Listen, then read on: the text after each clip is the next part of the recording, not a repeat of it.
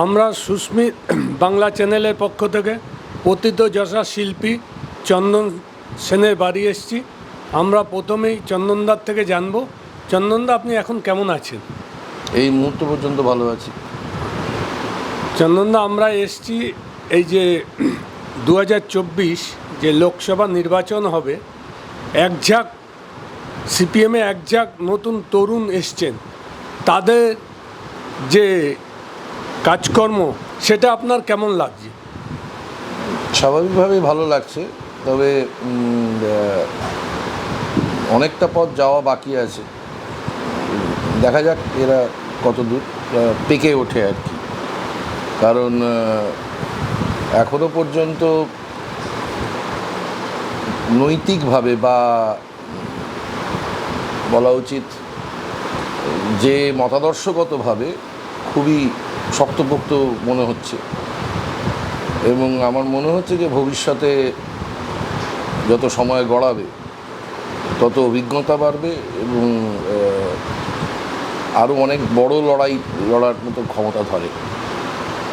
আচ্ছা চন্দনদা, আপনি তো অনেক জায়গায় যাচ্ছেন দেখতে পাচ্ছি, তো আপনার অনুভব কি এইবার নির্বাচনে কি হতে পারে?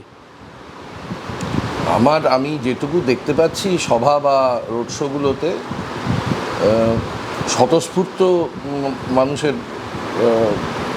লোকজন বেরিয়ে আসছে, কথা বলছে, হাত মেলাচ্ছে, সেটা স্বতঃস্ফূর্তভাবেই ঘটছে। সবচেয়ে বড় উদাহরণ হচ্ছে যে পুলিশের হিসেব, যে এদের যে ডিওয়াইএফআই এর যে ব্রিগেড ছিল, সেখানে পুলিশের হিসেব হচ্ছে প্রায় 15% মতন মানুষ যারা তথাকথিতভাবে সিপিআইএম রাজনীতির সঙ্গে যুক্ত নয়, হয়তো বামমনস্ক, তারা এসেছিলেন। এবং সেটা একটা তো দিক নির্ণয় করে যে কি হতে চলেছে। আর গোটা উত্তর ভারত জুড়ে মানুষ, আমি কতগুলো ইউটিউব দেখি যেখানে রাস্তায় রাস্তায় ছেলে মেয়েদের প্রশ্ন করা হচ্ছে যে কি হবে, কি হতে পারে। সেখানে দেখতে পাচ্ছি যে মানে বেকারি এবং জিনিসপত্রের দাম বাড়া, চাকরি না থাকা, এই সবটা তাদের মানে জনজীবনকে বিধ্বস্ত করে ফেলেছে। কারণ তথাকথিতভাবে ধম্ম দিয়ে তো পেট ভরবে না। কারণ ব্যাপারটা এরকম নয় যে তথাকথিতভাবে হিন্দু হলে সে 45 টাকারই গ্যাস মানে পেট্রোল পাচ্ছে, 450 টাকায় গ্যাস পাচ্ছে। মুসলমান হলে সেটা 1000 টাকা হয়ে যাচ্ছে। ব্যাপারটা তো তা নয়। ব্যাপারটা সকলের জন্যই সমানভাবে বিপজ্জনক একটা পরিস্থিতির মধ্যে যাচ্ছে। কাজকর্ম নেই, তার সঙ্গে সঙ্গে এক্ষুনি দেখা যাচ্ছে যে যতজন মোটামুটি পৃথিবীর বিশ্বের বিভিন্ন জায়গা থেকে যে সমস্ত লগ্নি এসেছিল, সেই লগ্নিগুলো বিগত 1 মাসের মধ্যে ভীষণ রকমভাবে তারা উইথড্র করছে। শেয়ার বাজারের মারাত্মক পতন, এই সবটা মিলিয়ে বোঝা যাচ্ছে যে পালাবদলের একটা সম্ভাবনা দেখা দিচ্ছে। আচ্ছা চন্দনদা, এবারে ইলেকশনে আপনি কি মনে করেন দুর্নীতি একটা ফ্যাক্টর হয়ে উঠবে, যেখানে ইলেকশন বন্ড নিয়ে এত বড় একটা বেরোলো? হ্যাঁ, অবশ্যই দুর্নীতি একটা অন্যতম জায়গা তো বটেই। কারণ দুর্নীতির সঙ্গে মানুষের, দুর্নীতিটা যদি এমন হতো যে ওরা টাকা দিয়েছেন তাতে মানুষের কিছু যায় আসে না, টাকা নিয়েছেন মানুষের কিছু যায় আসে না, কিন্তু যেটা দেখা যাচ্ছে সেটাই সবচাইতে সাংঘাতিক। সেটা হচ্ছে যে একটা ওষুধ কোম্পানি, তারা ইলেকটোরাল বন্ড দেওয়ার আগে একটা ওষুধের দাম ছিল 80 টাকা 10 পয়সা। সেখানে ইলেকটোরাল বন্ড দেওয়ার পরে 1 মাসের মধ্যে সেই ওষুধটার দাম দাঁড়িয়ে গেল হচ্ছে 160 টাকা না 190 টাকা সামথিং।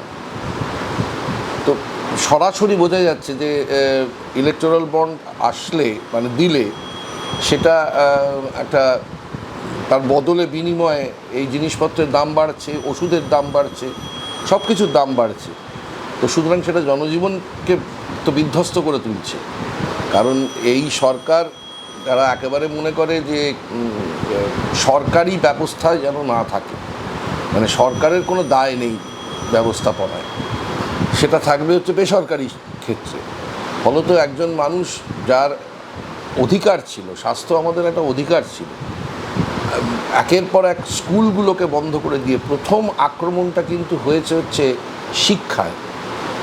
শিক্ষা এমনভাবে তৈরি হচ্ছে, যেমন ধরুন আমি আপনাকে একটা ছোট্ট উদাহরণ দিয়ে বলছি যে গাজায় যেরকম এইভাবে শিশু হত্যা হচ্ছে, তাতে যখন ইসরায়েলি বাচ্চাকে জিজ্ঞাসা করা হচ্ছে তখন দেখা যাচ্ছে যে ইসরায়েলি স্কুলে পড়ানো হচ্ছে যে এই তথাকথিত এই মানুষগুলো এরা নাকি মানে মানুষ নয়।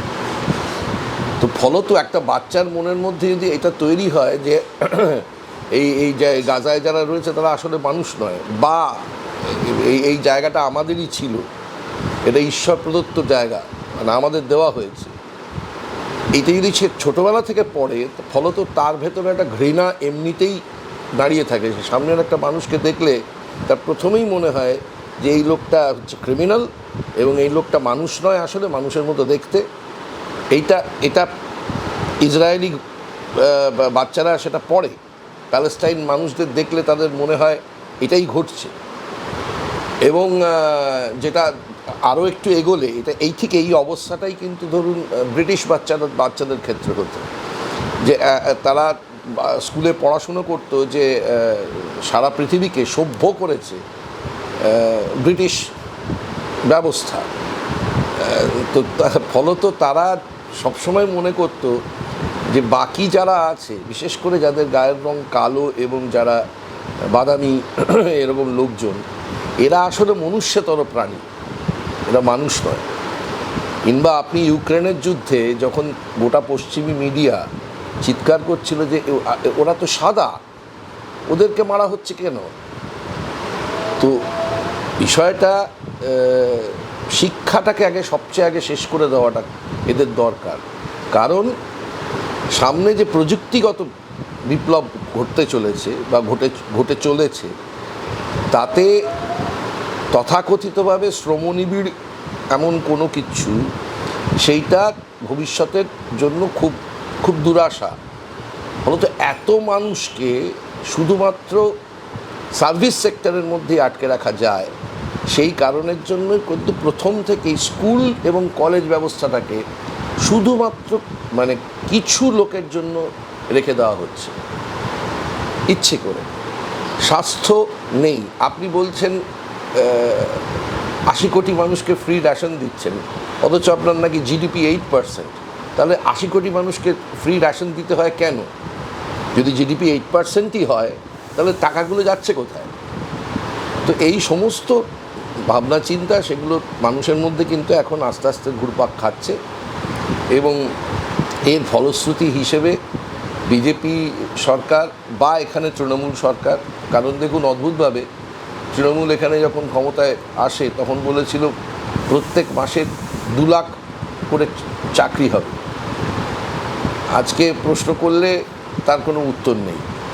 এবং যে পরিমাণে, যে প্রসঙ্গে আপনি আসছেন দুর্নীতি, সেটা এসএসসিতেই শুধু আটকে নেই, এটা পুরো নিয়োগে দুর্নীতি আছে।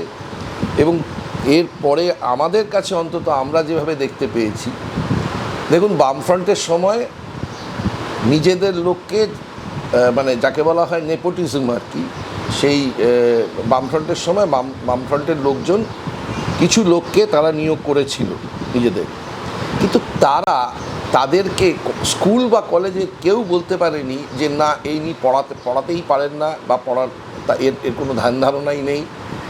কিন্তু এখন যেটা দেখা যাচ্ছে যে ক্লাস 8ও পাস করে, তাকে মাধ্যমিক উচ্চ মাধ্যমিকের মতো একটা জায়গায় টাকা পয়সা দিয়ে ব্যবস্থা করে দেওয়া, চাকরি দেওয়া, আবার সেই যাতে শিক্ষা ব্যবস্থাটা বিধ্বস্ত হয়ে যায়। আমি অন্যান্য যে কলেজ সার্ভিস কমিশনার এরপরে আছে, পুরো নিয়োগ তো এখনও খোলেনি। যেখানে হাত দেবেন সেখানেই দেখতে পাবেন যে তৃণমূলের লোকজন এমন দুর্নীতি করেছেন যে দুর্নীতি মানুষের সামনে খুব প্রকটভাবে দেখা দিয়েছে। আমি আবার বলছি, তুলনাটা হচ্ছে মানে বামফ্রন্ট ধোয়া তুলসী পাতা কোনো দিন ছিল না, এবং তারাও এই ধরনের নেপোটিজম করেছে, কিন্তু সেই নেপোটিজমের পেছনে এই উদ্দেশ্য কখনো ছিল না যে টাকার বিনিময়ে ঘটনাটা ঘটবে এবং টাকার বিনিময়ে একেবারে অযোগ্য কোনো মানুষকে ওই পদে তারা নিয়োগ করবে, এটা ছিল না। কারণ আমি আপনাকে উদাহরণ হিসাবে আপনাকে বলছি, জলপাইগুড়িতে ওই জেলা সভাধিপতি এবং অন্যান্য আরও 6 জন, তারা মোট 16 জনকে তাদের পরিবারের লোকজনকে তাদের চাকরি দিয়েছিল। যেই দিন খবরটা প্রকাশিত হয় তারপর 1 সপ্তাহের মধ্যে তাদের সকলের চাকরি তো যাই, উপরন্তু এই জেলা সভাধিপতি থেকে শুরু করে তাদের মধ্যে 3 জন অ্যারেস্টেড হন। তো সেই ঘটনাটা প্রমাণ আছে, এমন তো নয় যেটা প্রমাণ নেই। এই জলপাইগুড়ি শহরেই ঘটনাটা ঘটেছে। সেই কারণ থেকেই বলছি যে দুর্নীতি একটা প্রধান ইস্যু তো বটেই, এবং তার সঙ্গে সঙ্গে অসম্ভব বেকারি, জিনিসপত্রের দাম বাড়া, এবং আরও একটা জিনিস আছে, আপনি ভাবুন সারা ভারতের যত শহর আছে, এমনকি দিল্লি বম্বের মতো শহর বাদ দিয়ে কলকাতায় সবচেয়ে সবুজ কম, মানে অভূত পরিমাণ ইয়েতে গাছ কাটা হচ্ছে, জলের সংকট তীব্র হচ্ছে আস্তে আস্তে। পানীয় জল, এই যিনি আমাদের বাড়িতে সাহায্য করেন কাজকর্ম করে দেওয়া, আজকে তারা জল কেনা ছাড়া তাদের হাতে কোনো উপায় নেই। এবং আরও একটা ব্যাপার, যেটা সাংঘাতিক ব্যাপার, আমরা দীর্ঘদিন ধরে বলছি, এই যে কোকা কোলা থেকে শুরু করে এই যে পানীয় জল বিক্রি করা হচ্ছে, ক্রমাগত জল তোলা হচ্ছে, কারণ জল তো বেচা হয় না, আসলে প্লাস্টিকের বোতল বেচা হয়, জল বেচা হয় না। কিন্তু কারণ জলের দামটা তো কিচ্ছু নয়, প্লাস্টিকের বোতলের দাম আপনি দিচ্ছেন 15 টাকা 18 টাকা করে। জলটা যেটাতে ওই তথাকথিতভাবে পরিশুদ্ধ করার কথা বলা হচ্ছে, কিচ্ছু নেই। পিছনের দিকে এইখানে মানে ব্রহ্মপুরের দিকে গেলে আপনি দেখতে পাবেন একের পর এক তথাকথিত জল তৈরির কারখানা। কারা লাইসেন্স দিল এদের? একবারও ভেবে দেখে যে জলটার মধ্যে কি আছে, আদৌ পরিশ্রুত হচ্ছে কি না? তো সুতরাং এই সবটা মিলিয়ে একটা পরিস্থিতি তৈরি হয়েছে। আচ্ছা চন্দনদা, আপনি তো বললেন, আমরা দেখতে পাচ্ছি কেন্দ্রীয় সরকারের যেসব জায়গায় নিয়োগ খুব হতো সেগুলো তো বন্ধ হয়ে গেছে, উপরন্তু আরও বেসরকারিকরণের পথে চলে যাচ্ছে। এটা তো সমাজের অর্থনৈতিক ব্যবস্থার উপর একটা জিজ্ঞাসা চিহ্ন সৃষ্টি করছে নাকি? না না না না, এদের খুব ঘোষিত সিদ্ধান্ত যে সরকার শুধুমাত্র ওই স্বরাষ্ট্রমন্ত্রী কাজ করবেন, আর বাকি সমস্ত মানে এই বাকিটা বেসরকারিকরণ হবে। অর্থাৎ কিনা ব্যবসা এবং অন্যান্য কাজকর্ম সেটা সম্পূর্ণভাবে ব্যবসায়ীদের হাতে চলে যাবে, আর সরকার শুধুমাত্র তাদের সমন্বয়ের জায়গায় থাকবে। এটা কিন্তু মনে রাখবেন, এটা আদর্শগত সিদ্ধান্ত। এটা কিন্তু এমন নয় যে শুধুমাত্র টাকা খাওয়ার জন্য করছে বা কিছু করার জন্য। তার কারণ হচ্ছে যে আপনি যদি লক্ষ্য করে দেখেন, ওবামার মতো একজন লোক, সে কিন্তু বলতে বাধ্য হয়েছিল যে কিছু কিছু পরিষেবায় সরকারের ভূমিকা থাকা উচিত, বাধ্য হয়েছে সে বলতে। কারণ বুঝতে পারছে যে এরকমভাবে চললে সাধারণ মানুষ বাঁচবে না। কারণ আমেরিকায় অনেকের ধারণা, কিন্তু আমি দীর্ঘকাল যাতায়াত করে বলছি, যে অসম্ভব দারিদ্র, যে দারিদ্র্যের কথা এখনও আমরা জানি না। আমাদের তো তাও এখনও মাথার ওপর কিছু ঘরটর আছে, কিছু একটা ছাউনি টাউনি আছে, শুধু গাড়িতে থাকে। লাখ লাখ লোক বাড়ি নেই, গাড়িতে থাকে। তারা একটা গাড়ি আছে, সেই গাড়ির মধ্যেই শোয়ে, সেই গাড়ি নিয়েই অফিস যায়, যদি পায় কোনো কাজ। কাজ পাওয়াটাই একটা, কোনো কোনো অড জব ছাড়া কিচ্ছু নেই। মানে অড জব মানে হচ্ছে ওই কন্ট্রাকচুয়াল বেসিস, যেটা আজকের তারিখে এখানে আমরা দেখতে পাচ্ছি, ঠিক সেরকম একটা অবস্থা। আপনি ভাবুন না, আজকে সবচেয়ে মজার ব্যাপার, অগ্নিবীরদের বিয়ে হচ্ছে না। তার কারণ মেয়েটির পরিবার থেকে বলা হচ্ছে তো 4 বছর বাদে ফেরত চলে আসবে এবং ওর কোনো পেনশনও নেই, তাহলে ওর বাড়িতে আমি মেয়ে দেবো কেন? এইটা হচ্ছে বর্তমান অবস্থা। তো সুতরাং এদের আদর্শগত ভাবনাই হচ্ছে সম্পূর্ণ বেসরকারীকরণ, শুধুমাত্র স্বরাষ্ট্র দপ্তর কাজ করবে যাতে এই ব্যবসায়ীদের কোনো রকম অসুবিধে না হয়। আপনি ভাবুন না, শেষ যে এই 1 এপ্রিল থেকে যে আইনটা লাগু হয়েছে, আজ ভারতবর্ষের বুকে আপনি কোনো রকম অন্যায় করলে, মানে আপনি এমন কোনো ওষুধ বানিয়েছেন যে ওষুধটা খারাপ ওষুধ, যেটা এখন দেখাই যাচ্ছে 800 ওষুধ সেটা খারাপ ওষুধ, সেটা ভারতবর্ষের বুকে চলছে। এতদিন পর্যন্ত ছিল হচ্ছে জেল এবং জরিমানা। এই সরকার, এই বিজেপি সরকার সেইটাকে তুলে দিয়েছে, এই জেলের ব্যাপারটা, মানে অর্থাৎ জুডিশিয়ারিকে একদম আলাদা করে দিয়েছে। জুডিশিয়ারিকে রাখেইনি, তার বদলে কতগুলো 2-3টে লোকের কমিটি হবে, সেই কমিটি বলবে যে হ্যাঁ এ অন্যায় করেছে। বদলে কি করতে হবে, যে 1 লাখ টাকার পর্যন্ত যা শাস্তি ছিল সে 5 লাখ টাকা দেবে, আর 5 লাখ টাকা পর্যন্ত যা শাস্তি ছিল সে 25 লাখ টাকা দেবে। এবার আমাকে বলুন তো, যে এই যে ফরচুন তেল, আদানি, যত রকমের ফরচুন দেখা যায় সব তো আদানি। এই আদানি যদি আজকে তেলের মধ্যে বিষ মেশায় বা তেল যদি খারাপ থাকে, তাহলে সে 25 লাখ টাকা দেবে। যে প্রতিদিন 300 কোটি টাকা রোজগার করে, সে 25 লাখ টাকা দিয়ে ছাড় পেয়ে বেরিয়ে চলে যাবে। এটা কি ধরনের সাংঘাতিক আইন সাধারণ মানুষের জন্য। চন্দনদা, আরেকটা জিনিস আমরা দেখতে পাচ্ছি যে ডিফেন্স সেক্টরকেও বিলগ্নীকরণ করে দিচ্ছে শেয়ার বেচে, তো দেশের নিরাপত্তার প্রশ্নে তো একটা বিরাট প্রশ্নচিহ্ন এসে যাচ্ছে। ওই যে ওবামার সঙ্গে জাপটাজাপটি করছিল না, ওই ওবামার সঙ্গে জাপটাজাপটি করার সময় আমাদের, আপনি ভাবুন, আমাদের ডিফেন্সের মধ্যে 3 জন আমেরিকান বসে রয়েছে যারা আমাদের নাকি সহায়তা করছে। তো আমরা বলছি আমরা আত্মনির্ভর হয়েছি, তো তাহলে আমেরিকান 3 জন লোক বসে আছে কেন? অজিত দোভাল কি করছে? কেন তাকে ওই রকম একটা বড় পোস্ট দেওয়া হয়েছে?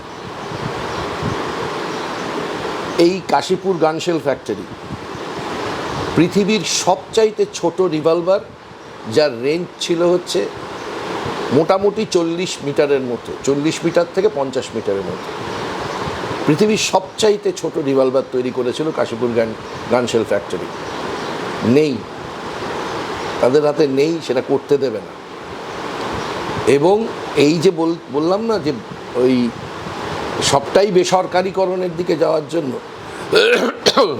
আজকে যতগুলো 2014 আগে পর্যন্ত, এমনকি 2019 পর্যন্ত যতগুলো বড় বড় কেন্দ্রীয় সংস্থা যারা সরকারি, যারা বিপুল পরিমাণ লাভের মধ্যে ছিল, তাদেরকে সবাইকে বন্ধ করে দিয়ে এদের হাতে তুলে দেওয়া হয়েছে। আচ্ছা, আপনি হিন্দ মোটরটার দিকে তাকিয়ে দেখুন, যেটা এই ভদ্রমহিলাকে প্রশ্ন করা যায়, হিন্দ মোটরের এরকম অবস্থা হলো কেন? আমি মানছি বামফ্রন্টের সময় থেকে গণ্ডগোল শুরু হয়েছিল, যথেষ্ট নজর দেয়নি বামফ্রন্ট, কিন্তু এই নজর দেওয়া হয়নি, বা বামফ্রন্ট যে সমস্ত ধরনের কি বলা উচিত অত্যাচার করছিল বা দুর্নীতি করছিল বলে শোনা যায়, বা আমাদেরও চোখের সামনে বেশ কিছু অন্যায় আছে, তো সেই কারণে তো মানুষ তাদের সরিয়ে দিয়েছে। পশ্চিমবঙ্গের মানুষের একটা বিরাট বড় আশা ছিল তো, যে নতুন সরকার এসে যে যে অন্যায়গুলো ঘটছিল সেই অন্যায়ের উল্টো দিকে চলে যাবে। আমি মনে করি তৃণমূল যদি সবচেয়ে বড় দুর্নীতি করে থাকে কারোর কাছ থেকে, তাহলে আমার মনে হয় যে সবচেয়ে বেশি টাকা খেয়েছে সিপিআইএমের কাছ থেকে। কেন না আমি বলছি, 17টা কমিশনের একটা কমিশনও এক পাতা পর্যন্ত লিখে দিল না যে কি হয়েছে। এটা টাকা না খেলে হয় নাকি? তো তৃণমূল টাকা খেয়েছে সিপিএমের, তা নাহলে 17টা কমিশনের একটা কমিশনের কিচ্ছু বেরোলো না। সেই আনন্দমার্গী থেকে শুরু করে কতগুলো কমিশন করতে গেলে তো টাকা না খেলে এটা হয় না। সিপিএম তৃণমূল সিপিএমের কাছ থেকে টাকা খেয়েছে, আমি বলতেই পারি, আমার মনে হয় মাঝে মাঝে যে কী হলো, এতগুলো কমিশন, এতগুলো আমাদের ট্যাক্সের টাকা। সবচাইতে বড় কথা, এই কেষ্টকে বাঁচাতে বা এই এসএসসিতে এতগুলো লোক, মানে 26,000 বলছে তো, আদতে এখানে এখনই বলে দিয়েছে হচ্ছে 8,500-এর ওপরে তথাকথিত আছে। আমি আপনাকে বলছি সংখ্যাটা প্রায় ওই যে সমস্ত ছেলেমেয়েরা রাস্তায় বসে আছে তাদের সূত্রে, আমি তাদের কাছ, মানে তাদের সঙ্গে তো প্রায় কথাবার্তা হয়, বা এখন হয় না। আমি খুব লজ্জিত যে আমি তাদের সঙ্গে আর বিগত 6-7 মাস যোগাযোগ করিনি। তা আমি লজ্জিত। তার আগে একটা যোগাযোগ ছিল। তো তাদের হিসেব মতন গ্রুপ ডি থেকে শুরু করে শিক্ষক পর্যন্ত কম করে 15,000-এর কাছাকাছি আছে, কম করে। মানে ওখানে 10,000 বা 12,000 মানে শিক্ষক যারা যোগ্য শিক্ষক, কিন্তু কম করে এত, মানে অযোগ্যদের সংখ্যা এতটা। এবং এখন সুপ্রিম কোর্ট তো বলেছে হলফনামা দিতে হবে, যে আমি তো ফলো তো এখন ওই যাকে টাকা দিয়েছে তাকে ধরা ছাড়া তাদের হাতে তো কোনো উপায় নেই, কোনো উপায় নেই। মানে অনেকেই মনে করছেন এই সরকারটা বদলে গেলে বুঝি, এই মমতা ব্যানার্জি অলরেডি এতদিন বিজেন্ডিয়া বলতেন, এতদিন এখন আবার ইন্ডিয়া ইন্ডিয়া বলতে শুরু করেছেন। তো ঠিক আছে, যেই 4th ফেজের ভোট গেছে উনি সঙ্গে সঙ্গে ইন্ডিয়ায় ব্যাক করেছেন। উনি আগে ইন্ডিয়া জোটটা ছেড়েছিলেন। ঠিক আছে। তো চন্দনদা, আপনাকে শেষ একটা প্রশ্ন করব, যে বামপন্থীদের মধ্যে কিছু ঝকঝকে তরুণীকে দেখা যাচ্ছে, যারা ক্যারিয়ারিস্ট হলে কিন্তু সমাজে অনেক উঁচু ইয়েতে চলে যেতে পারত অর্থনৈতিকভাবে, কিন্তু তারা সেইটাকে গুরুত্ব না দিয়ে রাজনীতি অঙ্গনে এসছেন, এবং তারা অনেকেই আবার এই নির্বাচনে প্রতিদ্বন্দ্বিতা করছেন। তো আমি আপনার কাছে একটা আবেদন করছি যে তাদের জয়যুক্ত করার জন্য আপনি কিছু জনসাধারণের কাছে। আমি এতক্ষণ ধরে যা বললাম তারই ফলশ্রুতি হতে পারে, যারা শুনবেন তারই ফলশ্রুতি হতে পারে, যে এই বামফ্রন্ট মনোনীত, কংগ্রেস সমর্থিত যতজন সিপিআইএম প্রার্থী আছেন বা বাম প্রার্থী আছেন এবং কংগ্রেস প্রার্থী আছেন, তাদেরকে পশ্চিমবঙ্গে জেতানোটাই সবচেয়ে জরুরি। তাহলে ওপাশে ইন্ডিয়া জোটের হাত শক্ত হবে। যারা সঙ্গে নেই, ছিলেন না, যেমন বিজু, উড়িষ্যার বিজু, তারা প্রথম থেকেই সঙ্গে ছিলেন। তৃণমূল গোড়ায় গিয়েছিলেন, তারপর বেরিয়ে চলে গেলেন। নীতিশের কথা ছেড়েই দিন। সুতরাং ইন্ডিয়া জোট যত বেশি শক্তিশালী হবে, তত তথাকথিতভাবে বিজেপির পরাজয় আসন্ন হবে। এবং বিজেপি যদি এবার জেতে, আপনারা ভুলে যাবেন না যে সামনের বছর আরএসএসের 100 বছর পূর্তি, এবং আমাকে কাজে মাঝে মধ্যে পুনায় যেতে হয়, আমি তার প্রস্তুতি দেখেছি। 100 বছর পূর্তি হতে চলেছে, এবং বিজেপির কিন্তু 70-75 বছর আগের ঘোষিত সিদ্ধান্ত যে এই সংবিধান আমরা মানি না, এই সংবিধান তারা জাতীয় পতাকাকেই স্বীকার করতো না। এই হালে কিছুদিন আগে কারণ ওদের যে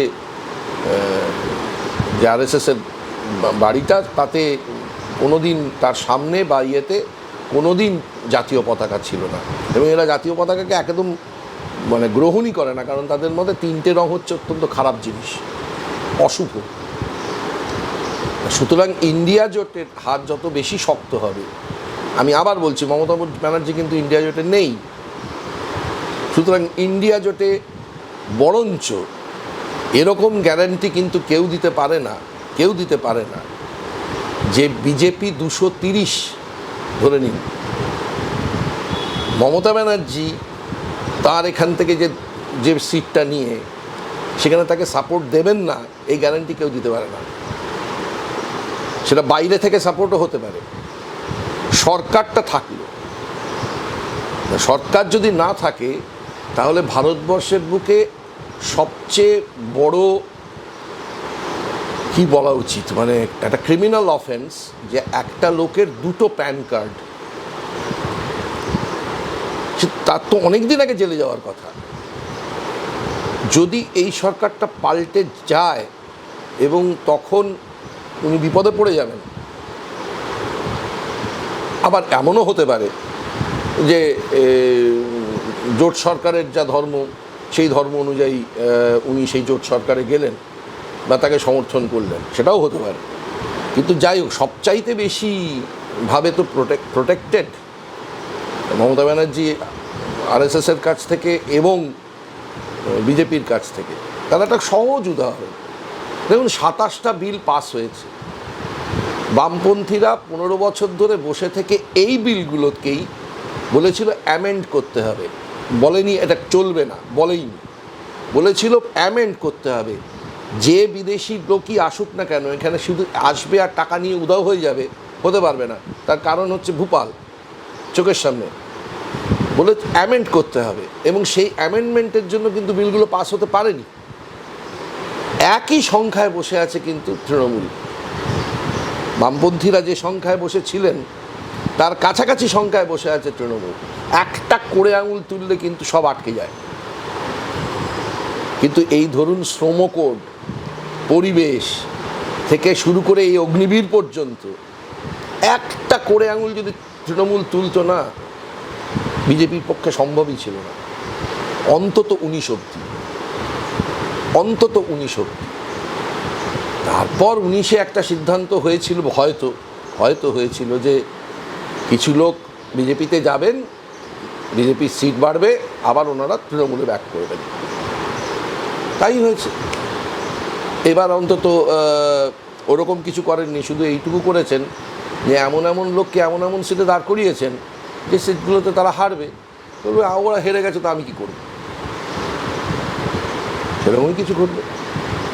তো চন্দনদাকে শেষ প্রশ্ন, আপনি তো যাদবপুর কেন্দ্রের ভোটার, আপনি সৃজনের সমর্থনে অনেক জায়গায় গেছেন, পরিবেশ দেখে কি মনে হচ্ছে যাদবপুর কি এবার হওয়া উচিত? সৃজনের, দেখুন আপনি আমাকে একটা কথা বলুন, এটা তো দেশের সংবিধান বাঁচানোর লড়াই চলছে। তার থেকেও বড় কথা, আইনসভায় গিয়ে কিছু প্রশ্ন করতে হয়, একটা পার্টিসিপেশন দরকার লাগে। আমি সায়নীকে ব্যক্তিগতভাবে চিনি, ও যদিও আর 5 জন যে যত অভিনেতা অভিনেত্রীরা আছেন ইনক্লুডিং দেব, তাদের তুলনায় কিন্তু অনেক বেশি পলিটিক্যাল অ্যানিম্যাল। ও কিন্তু পলিটিক্সটা অনেক বেটার বোঝে, অন্তত তৃণমূলের পলিটিক্সটা, এবং সেটা বলারও ক্ষমতা রাখে। কিন্তু লোকসভায় গিয়ে দাঁড়িয়ে প্রশ্ন করা, কিছু বার করে নিয়ে আসা, এটা আমার মনে হয় না সায়নীর পক্ষে সম্ভব। কারণ আমার নিজের মনে হয় সেটা সৃজনের পক্ষে অনেক বেশি সম্ভব। তর্ক করা এবং বক্তৃতা দেওয়া, প্রশ্ন করা, এগুলো সৃজনের পক্ষে অনেক বেশি সম্ভব সায়নীর থেকে।